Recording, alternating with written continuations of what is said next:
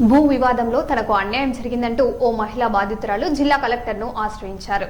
తన భూమిలోకి వెళ్లకుండా కొందరు అడ్డుకుంటూ ఇబ్బందులకు గురి చేస్తున్నారని ఆరోపించారు.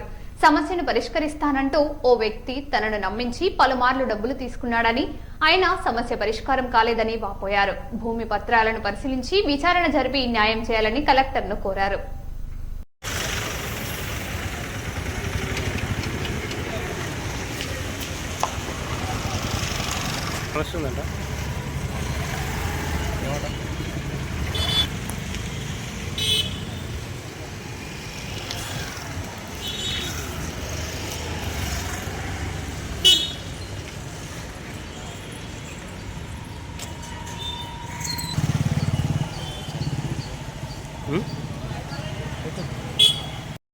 చెప్పండి.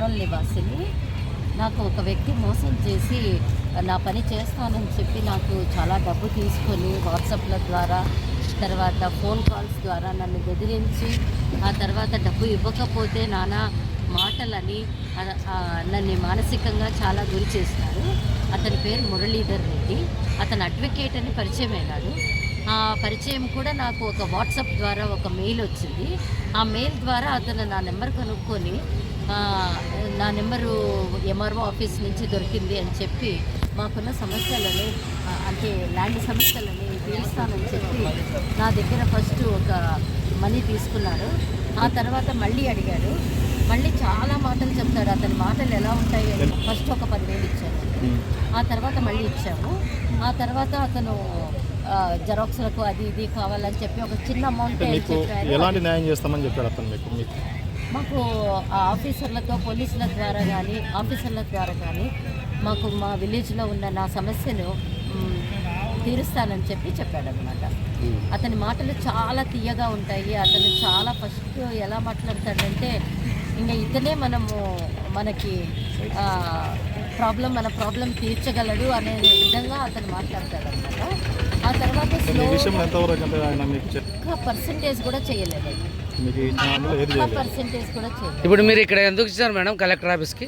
ఇక్కడ నేను కలెక్టర్ గారికి అర్జీ ఇవ్వడానికి వచ్చాను. అతని మీద నా డబ్బు నాకు ఇవ్వమని చెప్పి, తర్వాత నాలాగా చాలామంది సఫర్ అవుతున్నారు అనమాట. ఎస్పెషల్లీ లేడీస్ ఏమంటే తొందరగా నమ్మేస్తాము. ఏమైనా చెప్పినా నమ్మేస్తాం అనమాట. మనకు షార్ట్ రూట్లో పోవడం ఈజీ అనమాట. అది వచ్చింది. ఈ షార్ట్ రూట్ వల్ల ఇలాంటి వాళ్ళ ట్రాప్లో పడిపోతున్నాము. ఇలాంటి వాళ్ళ ట్రాప్లో పడిపోయి మోసపోతున్నాము. నాలాగే ఎవరు మోసపోకూడదు అనేసి నేను ఈరోజు ఇంటర్వ్యూ ఇస్తున్నాను. అతని పేరేమ్మా? మురళీధర్ రెడ్డి. ఏ ఊరు అతను? అడ్వకేట్ అని చెప్పాడు, కర్నూలు. ఇప్పుడు మీకు ఏం న్యాయం కావాలి? అతని మీద కఠినమైన శిక్ష విధించాలి, కఠినమైన చర్యలు తీసుకోవాలి. కలెక్టర్ మేడంని ఆవిడ మంచిగా స్పందించారు. తర్వాత మా సమస్యలు తీరుస్తాను, అతి త్వరలో తీరుస్తానని కూడా నాకు హామీ ఇచ్చింది.